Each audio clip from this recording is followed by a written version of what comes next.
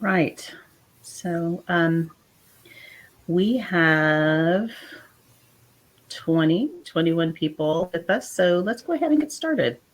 Want to welcome everybody here today. Thanks so much for hanging with us for this last session, or workout, workshop session. What is workout? Working on our brains and our hearts. Um, and there you go. Stan's getting into it. But this last workshop, sticking with us, I know sometimes at the end of a conference, you're even virtual, sometimes even especially virtual, you're a little bit tired and kind of worn out. So hopefully this will be a good session for you, talking about your well-being and to help you with that worn outness. So again, if you have just joined us, encourage you to click on the poll. And on polls and respond to 2 polls. I'll be referring back to those in just a moment. We would love for you to put your questions in the chat. The other thing you can do is, if you'd like to go ahead and share your screen, be on camera and share audio as well, you're welcome to do that. We have space for up to 20 people on that. As you probably experienced in your other workshop sessions. Thanks, Allie. Looks like that link worked. So you're welcome to come on screen with us or not. Maybe you just want to be anonymous and hang out back there and just listen. So I am Nancy Olson. I work at Humboldt State University. I'm along with Allie, one of the conference planners, and really excited to share with you some information to support your well-being in the workplace and the well-being of others that you work with as well. This was actually Allie's idea to do this session, and wanted to talk about mental health and well-being in the workplace. So thanks, Allie, for the great idea and for your support in the background, both in this session and throughout the conference. This woman deserves so many kudos for her role that she played in this conference. Also with me are Dr. Stan Ward, or Stan. And Stan is an old friend of mine and used to be one of the contributing teachers to a leadership program I ran down in Los Angeles. And just a really wonderful and wise man. He is coming to us from Texas, from Piney Woods. Is that correct? From Piney Woods, Texas? The Piney Woods of East Texas. Yeah, Tyler's the Piney Woods of Tyler. Yeah, okay, so from Tyler, Texas. Great. Yeah. So we're really glad to have Stan with us. He's a college professor. He's an author. He hopefully will talk about his book on burnout, and a coach, and a consultant. So wears many hats. Like I said, just a man of wisdom and humility, and really appreciate him. He's helped me through some hot spots. I will just that's all I'm going to say. And also would like to introduce Kris Roberts. She is the president of Jitter Bean Coffee Company and the owner and the founder, along with her husband, Rick. And it is a local family business. Many people in Humboldt County are very familiar with Jitter Bean. They have 6 locations. And great coffee. I drank Jitter Bean coffee this morning, as I should. But Kris is here because she has a really a high level of commitment to her employees and the well-being of her employees, and has some specific tactics that she's worked out over the last 20 plus years that she's owned her company. And I've been really impressed with how she's engaged her company. Jitter Bean's getting some love in the chat, but I've been really impressed with how she's run her company through COVID. They stayed open through the whole time, and some special things that she did for her employees and still is doing for her employees to support them during a really, really stressful time. So I am going to share some sad and yet hopeful statistics with you all, just to set the stage for this conversation. You may or may not be surprised that according to a recent Forbes article, 50% of the people they surveyed are unhappy at work, which means that generally means that they are not feeling good about where they're at. They probably have some well-being issues, maybe some mental health issues as a result, especially because of, this kind of traumatic year that we've been through, a couple of years now. Whew. Oftentimes for people, when people are feeling unwell, their well-being is compromised. They are experiencing some mental health issues, anxiety, depression, grief, lots of different things. They feel unsafe in the workplace. They don't feel like they can be transparent about it. And that further compounds their stress and their anxiety and such. So, it's a big part of this conversation is how can workplaces take better care of their employees, but also how can we take better care of ourselves? Another statistic, 83% of employees feel mentally drained from work. Can you feel it? Do you feel the drain? 20% of people feel engaged at work, and what it means to be engaged at work means that you are in a good enough space that you're ready to go the extra mile. So 20% feel engaged, 80% don't feel engaged at work. And there's lots of factors that weigh into that. My work at HSU is with employees and helping support employee engagement and success. So so many different factors that we're looking at to help support our employees at HSU. And only 32%, this is a sad statistic as well, only 32% of people surveyed said that they are thriving in life in general. So that means that 68% of people don't feel like they're thriving at this time. You may be one of those, and that may be why you're with us. Good news is, though, that people who were polled, and a lot of this is in the resource that Allie linked in the document. It's actually from the company Calm, which is a meditation and well-being app. Not all the statistics are, but a lot of it is. But according to their research, they said that 61% of employees say that they feel less stressed if they have access to benefits. And sometimes that benefit is access to an app like Calm to support their well-being or things like that. I know some companies do that. Fair warning, there is a Calm sales pitch at the end of the document that I shared. And then there's 40% higher retention. So 40% higher chance that somebody will stay with your company if they feel well supported, if their well-being is fostered by your company. Communication is really central to that. If you have good communication, you have greater well-being. People feel more valued. They feel more appreciated. They're more productive, which helps your bottom line. They're more resilient. They feel better at work. And some ways to do this is to make sure that you're communicating about shared, and listening about shared values, shared behavioral expectations between each other, and what you're how you're behaving toward each other, and how that shows up in the workplace. So there's lots of different factors in there. If you want to download that resource, it's got a lot of this information in it. I just found it a really great kind of synopsis of a lot of the research and the work that I've done around employee engagement and success. So I'm going to go poll 29 people with us. This is beautiful. And I'm going to, hopefully you all should show so who do we have in the room? We have 11, we have over half of the people in this room are leaders of their workplace. So they're the CEO, they're executive director, business owner, and such. So over half are the leaders of their institution or company. About 15% are supervisors or managers. I have four people, 20%. Who are employees who do not supervise others. There's one person who's retired and one person who's something other than that.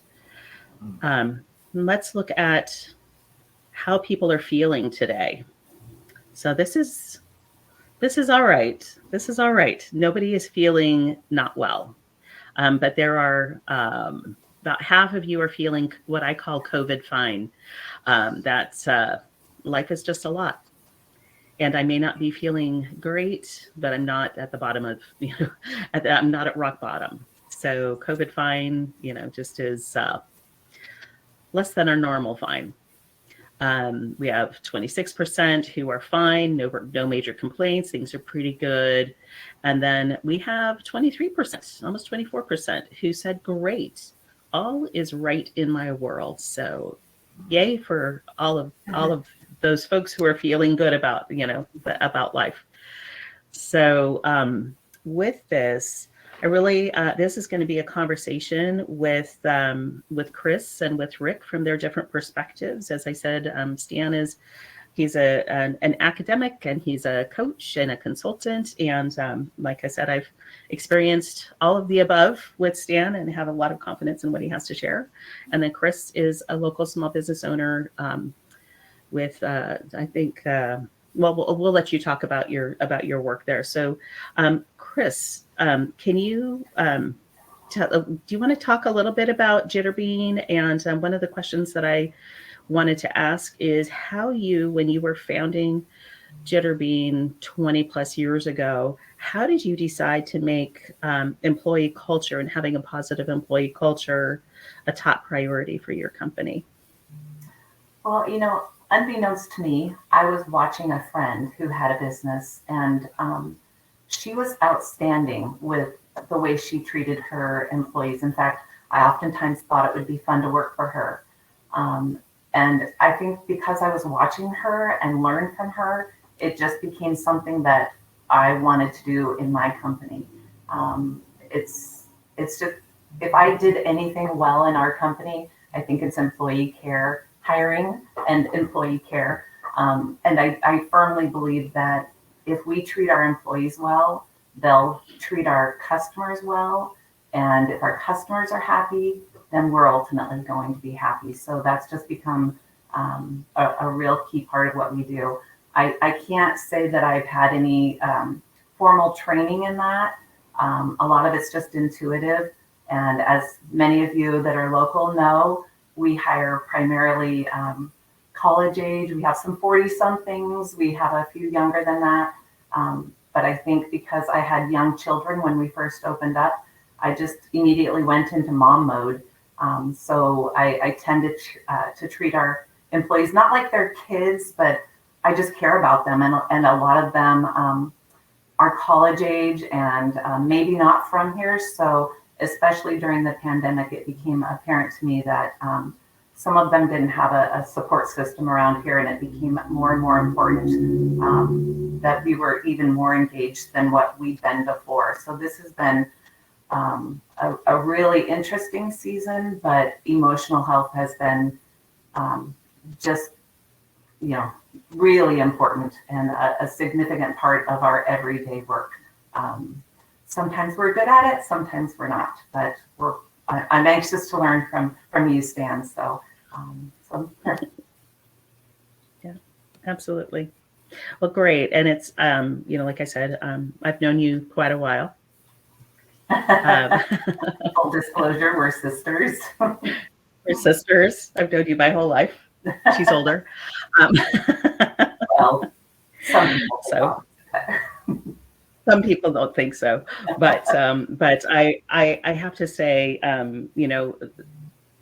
selfishly, not even selfishly, hopefully for the good of all of you, I asked Kris to do this because I just, I work in employee engagement and success. That's my area of work, and I just really admire the work that she does with her employees. So you all get to hopefully learn some of her wisdom as well, and just really tactical, some of the cool things that she does with her employees at Jitter Bean.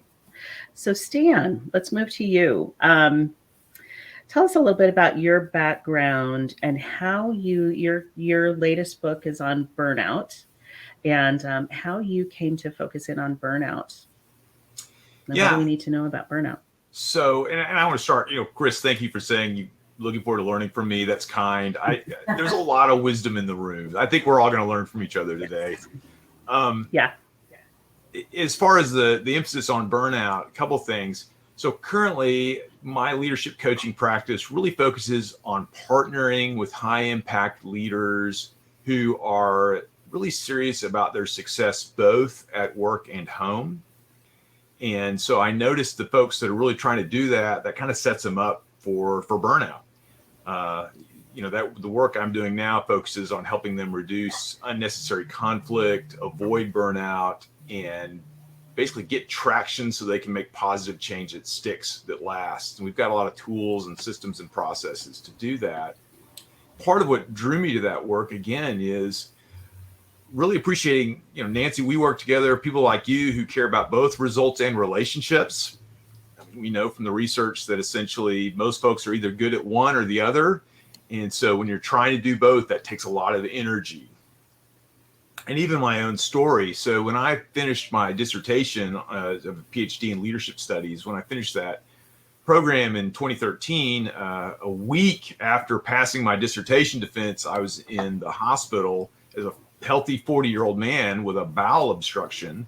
Spent the next 2 years fighting that, having troubles eating solid foods, constant bacterial overgrowth in my gut.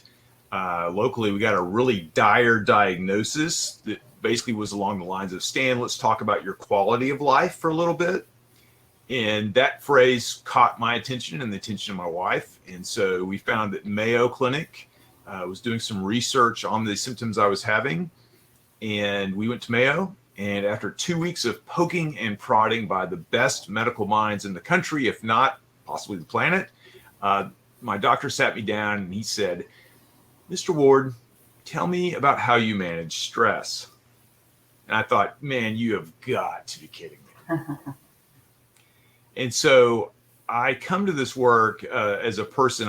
It's if you remember in the 1980s, there was the Men's Hair Care Club, right? And the guy would have the commercial. He'd talk about, I'm not just the president. I'm a client. I'm kind of the same way with this burnout work. It's been a personal journey for me to help me manage my own tendencies, as well as a desire to really support leaders who are doing important work in the world. And my fear is, unless we put some more structures in place for these folks, we're going to lose a lot of really good leaders. And we all lose if that happens. Yeah, great. Follow-on question to that. Can you define burnout? Yeah, thank you for asking. Ask the academic for a definition.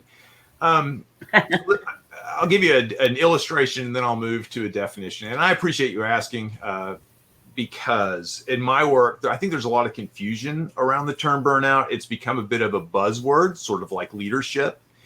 So let's define what we're talking about. So to really understand what burnout is, let's think of the two illustrations here, like a car engine that is running without gasoline. When a car engine runs out of gasoline, what happens? It sputters and stops. Okay, so that's being worn out. Why? Because the car engine will go again if I essentially refuel it. Okay? And a lot of us in these seasons where there's a lot of demand and drain and extra hours and a lot of pressure, which life puts on us, we're going to feel worn out. But that's not the same as burnout. Burnout is like that same car engine when I try to run it without oil. Because what's crazy about that is the car engine will run for a while. Those pistons will keep doing their things. But what happens is as it's running, it's actually damaging itself because it doesn't have the resources it needs to stay in a healthy operative state. And as a result, while it may be working, it's hurting itself the whole time it's working until it comes to fail. And so that's part of what makes burnout so pernicious and something to take seriously, because in the later stages of burnout, yes, that's where we start seeing a lot of these self-medicating behaviors, the self-harming behaviors. And yes, part of what drew me to this work as well were some local physician suicides that were related to burnout. So understand that there's a difference between just being worn out and truly being burned out. The research that goes all the way back to the 1980s on this is from Christine Maslach, and she's found that there's 3 dimensions to burnout. Okay. So true burnout includes emotional exhaustion. Again, that ability or the inability to kind of feel like you have the resources you need to meet the demands of the day. I mean, ultimately, burnout is about basically the energy in versus energy out. And when that's constantly out of balance, that lends itself to burnout. But there's 2 other factors there as well. The second is something called depersonalization. Think of it as a disconnect. And in this case, what we're talking about is a real cynicism toward work. Why does it matter? Going through the motions in a real robot-like state. It's just this lack of connection to people and purpose. And then the third piece is this growing sense of a lack of personal accomplishment or ineffectiveness. And so often it starts with emotional exhaustion. And if things aren't addressed there, then also the depersonalization and that sense of ineffectiveness come in. And that's what true burnout is. You're exhausted, you're disconnected, and you feel like a failure. Whew, sounds like a place I do not want to be. I'm hearing an echo somewhere. Yeah, and actually, the research tells us we're all on a spectrum somewhere in all 3 of those. And it's just a question of whether we're in a healthy place or not. Yeah, absolutely. Thanks, Stan. And I see in the chat, Kim shares, they said, I use the term spinning my wheels. I'm just spinning my wheels, not getting where I need to go, I would imagine, and that kind of thing. So thanks for that, Kim. Kris, I wanted to, so you have 75-ish employees at most of the time. So that's, your small business, but a substantial business, especially, for someplace like, Northern California, the Redwood coast. What, and you work with a lot of younger individuals, primarily younger individuals, but, some folks who are further along in life.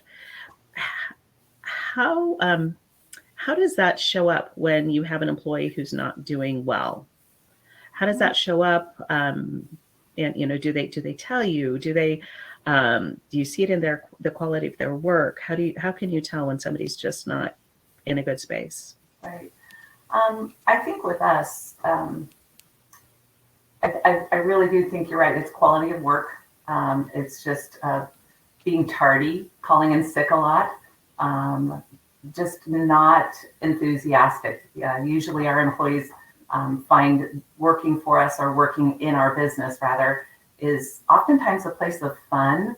It's a job that they can tie up in a bow and go home and not have to worry about having done too much to destroy anyone's life. But I think that that's exactly what it is. They just, there's an attitude shift.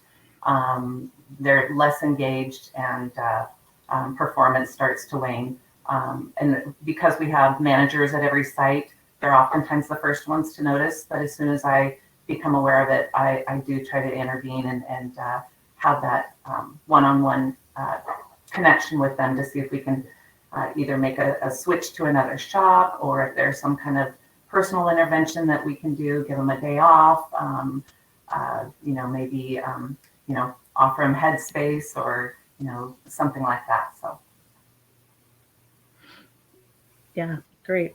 Can you kind of along those lines, I watched as you were responding to your employees' kind of fears and challenges and such through the pandemic. Can you talk a little bit about some of the specific things that you did during that time to support your employees' well-being it's a tough time for all of us. Yeah. And your employees kept going. Your company stayed open. Well, it wasn't easy. It's still not easy. It seems like there's always a new curveball, less of them these days. So I'm thankful for that. But those initial few months were a bear. I think Allie was talking to us earlier about the concept of needing to put our oxygen mask on first. And, I think that Stan's going to talk more about that. But honestly, I feel like when the pandemic started, I really didn't have time to put my oxygen mask on. I was putting it on and putting it on someone else, just to keep them alive because I needed them to be on board. when the pandemic hit, I even lost some of my key leaders. So a lot of it was on my husband and I, and on those other key leaders to keep things going.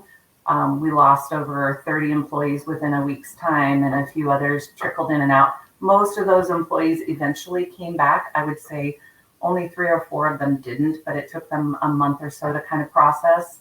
Right away, I realized that I needed to be more intentional personally. That most of the managers in our shops are younger leaders as well. So I feel like there were so many that were processing their fears, and should they be at work? Should they take unemployment? Do they want to be engaged and be at work, to have something to do? So I actually started contacting our employees personally. It was a lot of work, but I started texting them or calling them and just checking in on them. And honestly, the ones that stayed, they were pretty strong, but there were those that were really fragile. And occasionally, I even went so far as, after having had several different conversations and encouraging them and just trying to help them turn the corner. Occasionally, I did suggest to them that they take the option of taking care of themselves and maybe not working. That was hard to do, though, because we lost some really good employees at that time. But I think tangibly, too, that communication was key. And I actually kept that going. I don't do it as often, but once every few weeks, I'll text the entire one team, and just because it's me, they don't always get to talk to the boss. But it means something for them to hear from the boss and not just from their manager. And sometimes they feel the freedom because I'm old enough to be, their mom, some of them, their grandma these days. But that they sometimes open up in ways that they might not to their kid manager. But I think some other things that we did was immediately we gave them all a raise for 6 months to make sure that they felt valued in a tangible way.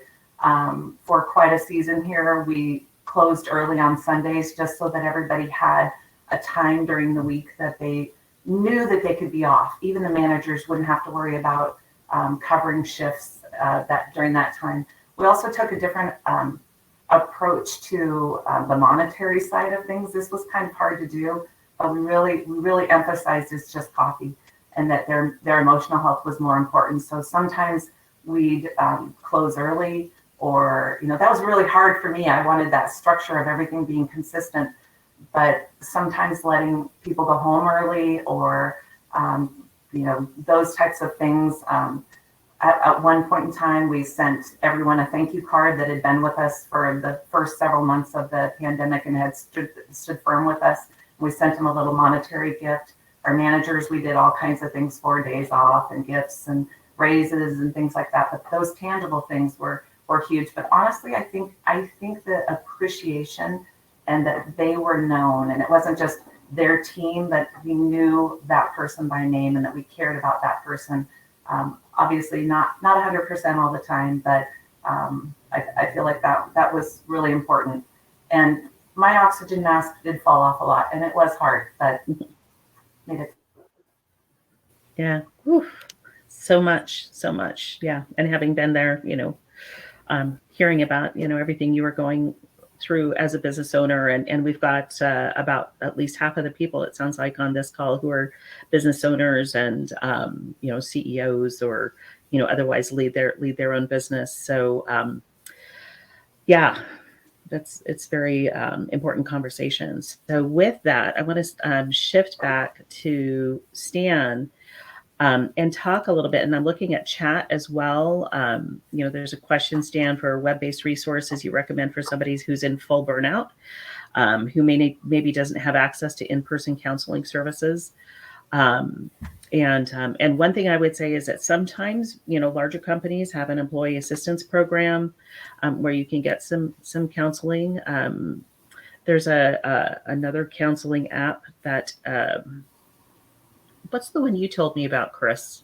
Headspace. Oh. Well, there's Headspace, but the counseling app. BetterHelp.com.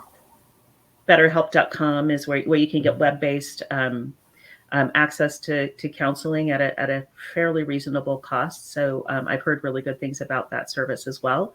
Do we want to drop that in the chat? Allie, could you find betterhelp.com and drop it in the chat? I'm on it. You're good. You were probably on it before I even asked. And then also to Stan, setting you up for this question, I feel like for many business owners, managers, et cetera, who I communicate with, I hear a lot of knowing what you should be doing, but it just doesn't seem attainable. You know, it's difficult to find the time or the finances or what have you to get the help that you need. And sometimes that can get to a point of being emotionally and physically damaging for individuals. So what's your best advice? I know you've got some tips in your book for sure. And just so you all know, Stan's not here to pitch his book. He's here as a favor to me. But he does have a really great book on this and is really tactical in the support and advice that he offers. So Stan, what's your response? Sure. So I do have a short book called How to Beat Burnout for Yourself, Your Family, and Your Team. And I would like to share a couple of concepts from that. But before we do that, I want to speak as directly as I can to the two questions because they're really good. One as far as web-based apps. Web-based apps for the full burnout spectrum of experiences. I can't speak to one in particular. There are a lot of good resources out there. I know there's a gentleman named Shirzad Shameen, who has done some work in positive intelligence, or PQ. He has an app. I have been through his program for coaches, training coaches. I'm not sure what it looks like for the general public, but if you can find that, I have found it very helpful from just managing my own stress. That it's been pretty transformational. To the question or the observation really about, there seems to be a lot of burden put on individuals, for their own mental health management, dealing with burnout, stress management. You're exactly right. We are seeing over the last couple of years a growing frustration among some folks about this conversation around resilience. Again, thinking about some physician examples, guys and both men and women saying, look, I got through med school. I'm resilient. This isn't about resilience. This is about structural issues. And we can also see that in the research. I would recommend if anybody wants to do an analysis of where they're at and where the challenges are, if it's structural or if it's more something they can work on as an individual, there's a tool called the Area Work-Life Survey that identifies some of these very things that both Kris and Nancy have shared with us as far as the fit in an organization or workload and what can shift around there. All that. And then I just lost track. Where are we going there? So your tips from your book. Thank you. Yeah. So I would like to give you three very practical things. Practical thing number one. For me and for a lot of the clients I work with, because remember, I've talked about these driven, high impact, really smart leaders. One of the fundamental shifts occurs when they are able to internalize that self-care is not selfish. I still struggle with this, and I'm not sure what that comes from, but that's also one of the reasons I like that car engine illustration, because for whatever reason, I don't necessarily like spending money on oil changes, but I get it. I'm willing to take the time and do it. I know that's essential maintenance, and I'm doing it because I might be driving my family in that car. A lot depends on that vehicle. And so I take care of it. Well, leader, a lot depends on you, right?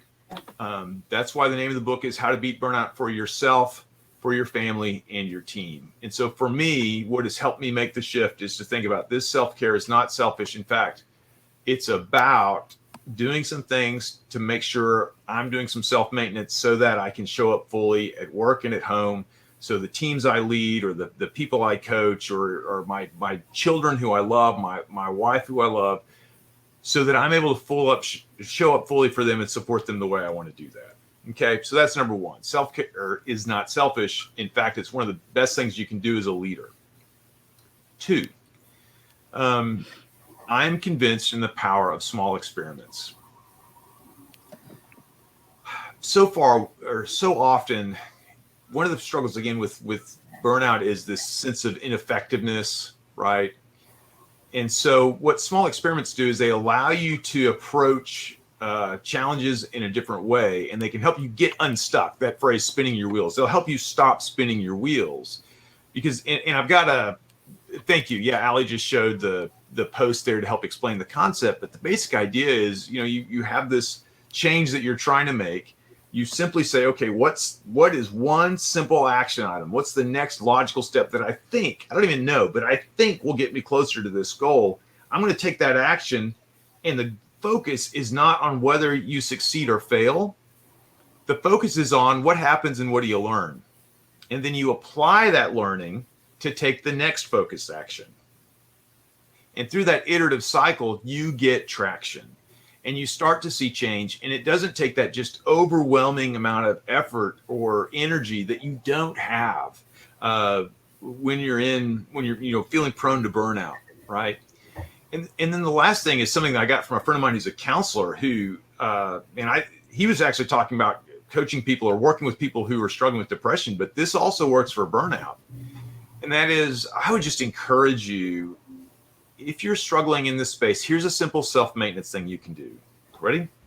Every day, do something necessary, do something meaningful, and do something fun. By doing the necessary, you're not being ineffective, right? You're being effective. By doing the meaningful, it helps you reconnect with passion and purpose and people, so that you're not cynical. You're not experiencing depersonalization. And by doing the fun, it can put some energy back into those batteries, so you're not experiencing that emotional exhaustion. Again, the basic formula I want you to think about is, think about energy in minus energy out times time. Because that's going to tell you where you're at. When energy in and energy out are pretty close, and even if there's more energy going out than coming in, and if the time is short, you can do it. It's when it's prolonged that you really start to see these burnout symptoms show up. Yeah. Great. Thank you, Stan. Really appreciate that wisdom. And as usual, it's very practical. So the chat has been really lively. So appreciate sharing lots of good resources. If you haven't done so, I encourage you to walk through the chat. And I love it. I'm excited about this. So I wanted to talk about one more thing, and I'm going to start with Kris on this, and Stan, if you want to chime in as well, and then we'll go to a Q&A. So Kris, work culture can often be a key driver in an employee's well-being, and it may be a difficult boss, it may be a difficult manager, it may be colleagues who are just difficult people, or maybe they're not at their best and they're misbehaving. I like to believe every person is a good person, but sometimes they have days or seasons that they are just not at their best. So how do you manage the workplace at Jitter Bean with your employees? Because I think there's a lot of good wisdom that can be applied to any workplace, to mitigate toxic work culture and to create a more positive work culture. Funny you should ask. We've been through that a few times. Always catches me off guard, and it humbles me, because I always want my business to be a place that our employees are happy. But things happen. They're small buildings, and I know I actually have no idea who all is on this conversation, but probably a lot of you can't relate to my little tiny buildings that we have. Sometimes 3, 4, 5 people working in, and oftentimes a lot of emotions in there. Everybody's rushing around. People get snappy, and they can be a little bossy, and it can get toxic. And we do a lot of communication in hopes to avoid that happening, but we're human. It does happen. I think once we recognize that's happened, we're quick to intervene. Managers will usually work with those individuals first. We try to get them to reconcile if there's something between employees. Sometimes it becomes a team issue. Sometimes I've had situations where I felt like we have mutiny coming our way. So, we'll do our best to get in there and try to determine where the problems are. They could be things that maybe we're doing wrong that we need to, adjust within the business, but it oftentimes is personality conflicts. So we're fortunate that we have extra locations. So if need be, we can potentially transfer an employee, which never goes over well. Nobody ever likes to leave their shops. They get pretty attached to one another. And because we're small business, we do really believe that one bad apple will spoil the batch. And so we really won't tolerate a toxic work environment. If there is somebody that, after having been challenged and given a good instruction on how to change behavior, if they don't make that choice to play our game the way we want them to play it, we'll let them go, because we really firmly believe that the workplace needs to be a place that people feel safe, and as best we can offer a happy place, a place that they want to be at. It's always been our goal that young people or whoever works for us, that at some point in time in their life, they'll look back and say Jitter Bean was one of their favorite jobs. But we really do try to protect that environment. We're kind of mother bearish about it. Not 100%. There's been situations that we've not known about, and I've contributed to some of those situations, and that's, again, humbling, because I don't always handle the situations correctly, but we do our best to try to get on those and turn it around as quickly as we can. Yeah, great.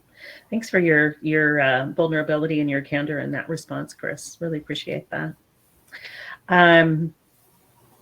So, and one of the other things that can kind of stir up emotions and such is when there's uncertainty in a workplace. So, with the pandemic, there's been a ton of uncertainty.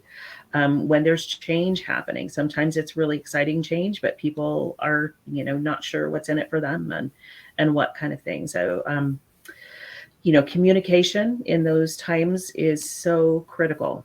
It is vital. If you're going through change, if there's a certain level of uncertainty, or sometimes a lack of communication can breed uncertainty. So I would just say my experience is that communicate. Typically, what my experience and my training has been is that communication from the head of the company, as Kris said, sending out a text or reaching out to people as the head of the company, that's really valued by employees. Also, communications from their direct managers is a really powerful way to do that. So just keeping people in the loop, and they feel so much more secure and are much more productive and happier in the workplace. So Stan, before we go to the Q&A, just real quickly, what have you, in your work with teams, what's your response to this? Yeah, a couple of thoughts, really inspired by earlier question in the chat and then Kris's commentary. So thought one, this question about apps that can help. I did just realize, small experiments can be done at home.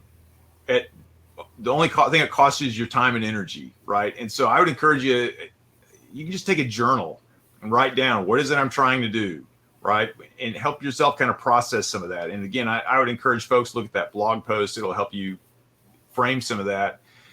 Or if you want some accountability, get a friend, right? Tell them what you're working on and just be Find some way to meet with them and share what you're working on, how you're growing, what results you're seeing. Or then, okay, if that doesn't work, then maybe you want to reach out to a counselor or a coach or something of that nature. But I think there's a variety of ways that you can facilitate this kind of transformation that are very cost effective. That's the point I want to make there.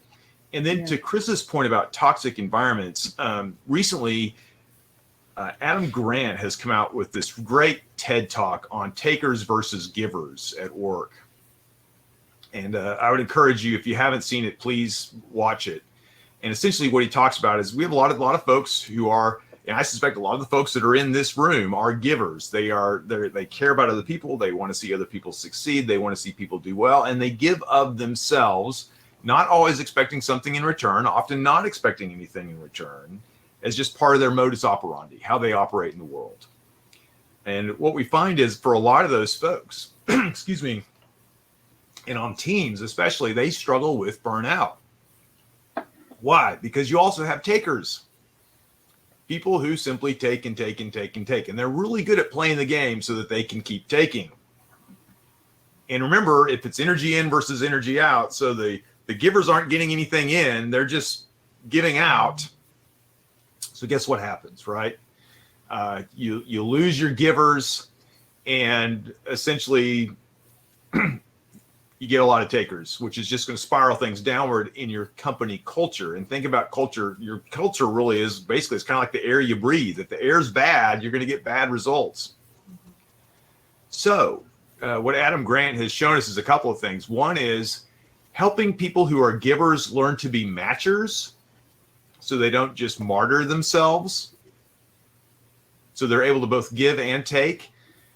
Those communication skills of learning how to be both assertive and collaborative, not just accommodating. And yes, again, to Kris's point, actually what Adam Grant's work shows us is the most effective thing you can do is get rid of the takers. It's even more important than empowering the givers. Tough stuff sometimes. Difficult decisions. I mean, letting go, as a head of an organization a couple of times, I've had to let a lot of people go, and I know it's not easy. Those are tough decisions. Yeah, the Gallup, I was just thinking too, we were talking about managers earlier. It's interesting. It's that whole quote about people don't leave a job, they leave a manager, they leave a boss. The Gallup work that they were doing around burnout, they were doing all these employee engagement surveys. Of course, with your work, Nancy, you've been doing, and before COVID, they released this survey with all these results in it. And they basically said one of the number one factors for determining employee morale and employee success and their ability to stay engaged and beat burnout was, guess what? The manager. Yeah, absolutely.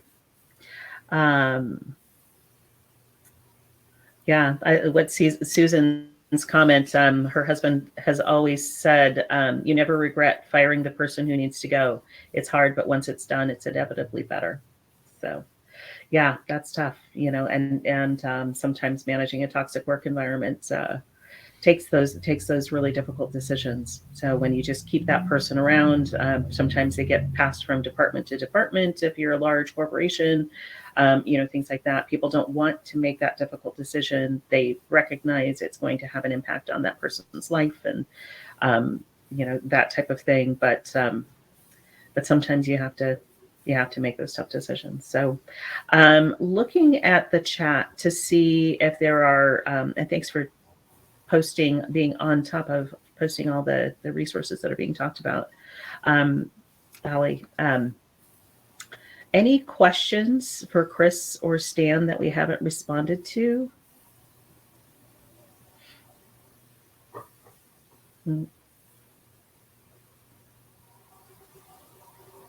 Because I have more questions I can ask them if you'd like me to.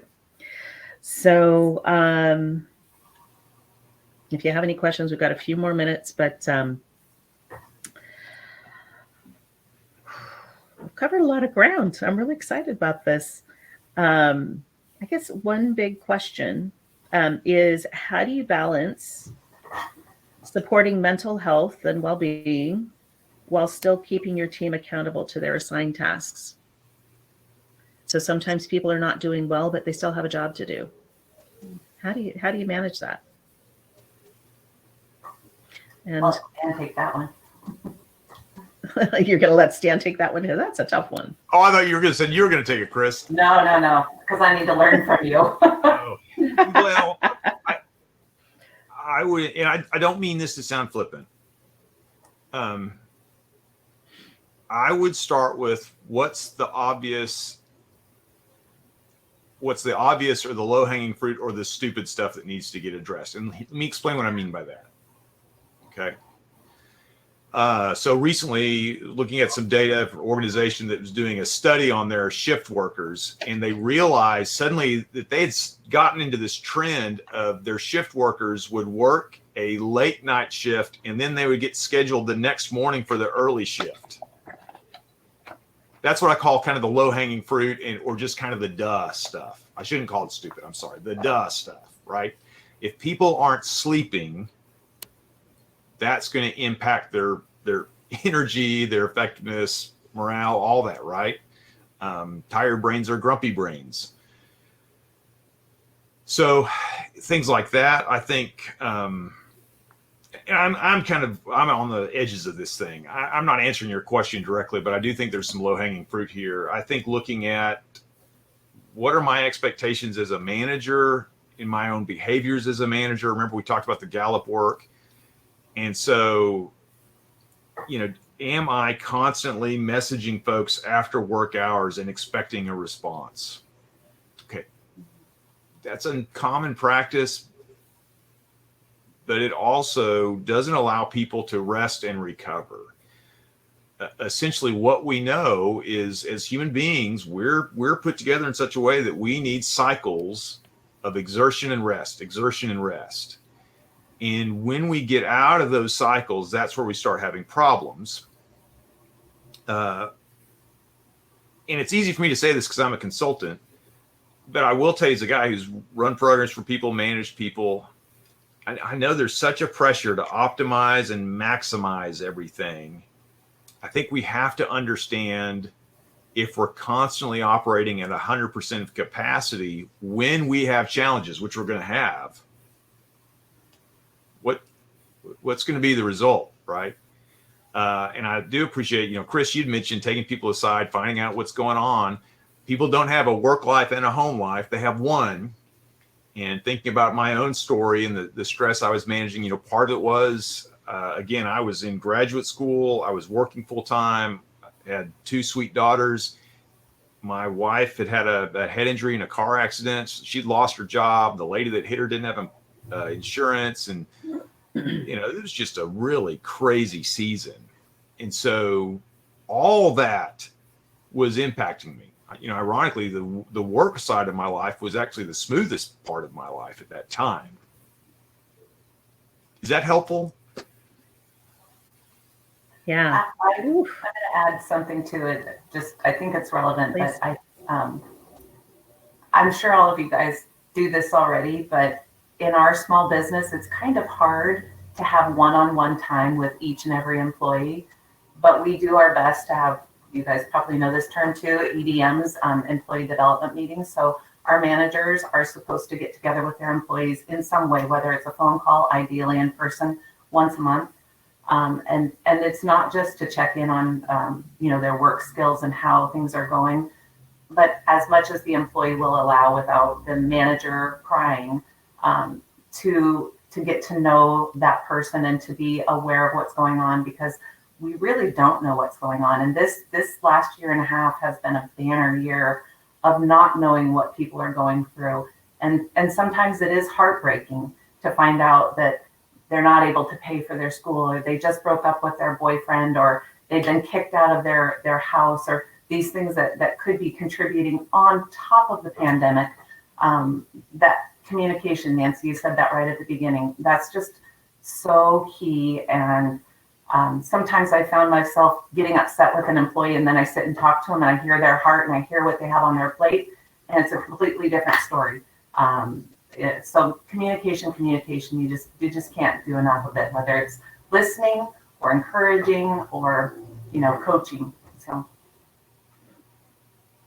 I think a lot of this. And go ahead. Well, what I'm hearing too, and I want to get this idea out too, just being aware of that fight or flight response, right? And so if we're in a constant fight or flight response, that sets us up for burnout. So anything we can do to help lower that fight or flight response for folks, that's going to help. That's going to help create some margin. And then we can figure out, is it a skills gap? Is it a personality gap? Is it a character gap? Some of those other things. Because when people are under chronic stress, we know that executive functioning in the brain decreases.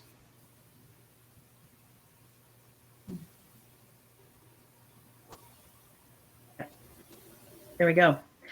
And I'm just going to make a quick closing. Well, I'll give you each a moment to kind of think for a moment. Do you have a 30-second closing comment? And then I have one exercise that I want us to go through together to wrap this up. I just put in the chat, listening to hear, not listening to respond. We can all do so much better to really being present with each other, to being in the moment with each other.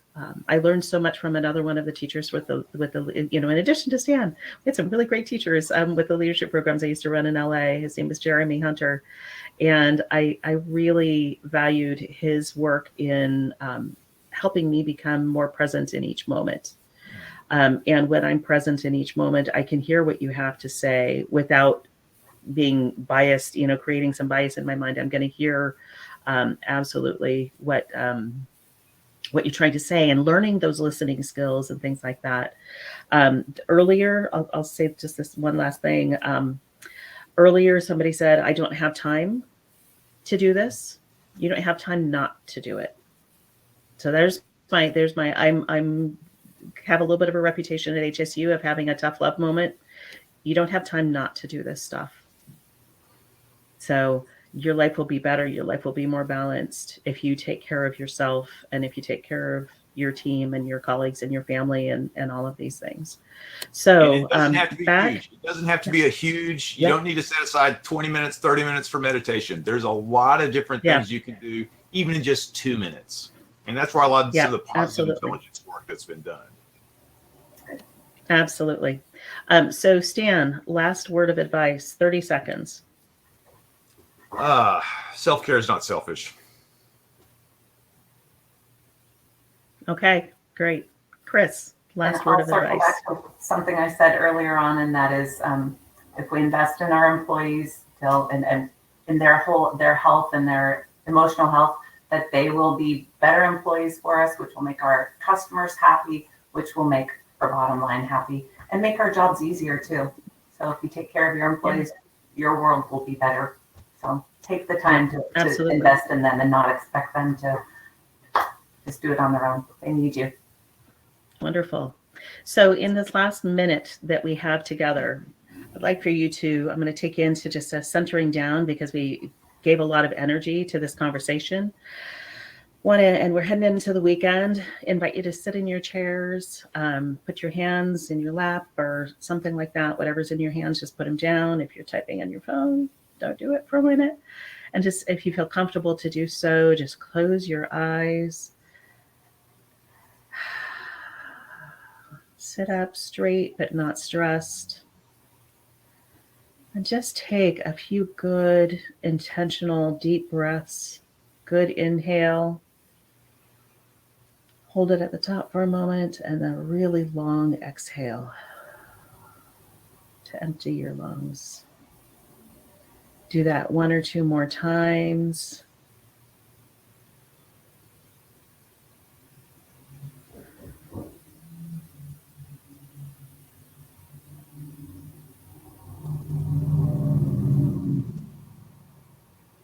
This is intentional breathing. It's available to you anytime. Like Stan said, you can do this kind of thing in for just a minute, 2 minutes, or as we just did. I've seen people, like entire rooms, just settle down, taking one collective breath together. So it's easy, it's accessible, it's free, and available to you at any time. So thank you, Kris, and thank you, Stan, for being with us today. Allie, you are a rock star. So appreciate all of you. And thanks to everybody who is with us. We hope that you found this of value and that you got some great information to help support your well-being and the well-being of your teams. So have a great weekend and stay dry. We so appreciate you. Thank you, Nancy.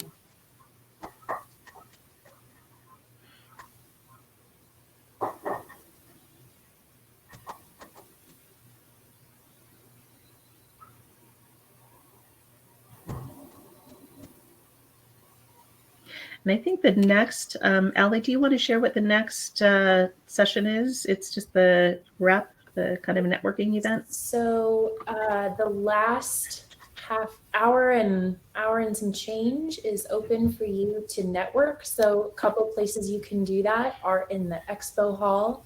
A lot of our sponsors are staying on for this last little hour, so you can go in and talk to them, ask questions, engage with each of those sponsors if you haven't had a chance to yet.